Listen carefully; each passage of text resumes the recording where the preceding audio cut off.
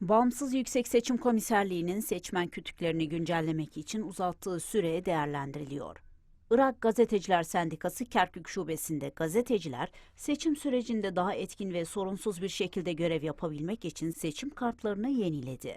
Bağımsız Yüksek Seçim Komiserliği Kerkük Bürosu ile işbirliğinde buraya getirilen ekip sayesinde gazeteciler bilgilerini yeniledi. Kerkük'te medya mensupları Gazeteciler Sendikası'nda seçim kartlarını yenileyerek mesleki temsilde söz sahibi olmaya hazırlanıyor.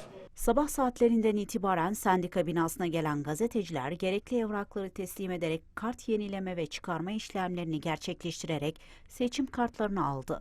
سبحتن متواجدة كفرقة جواليدن نقابة صحفيين عراقيين كاركوك فرعندة تحديث بياناتların edrig her kimin kartında işgal var ise edebilir tahdit etsin özün.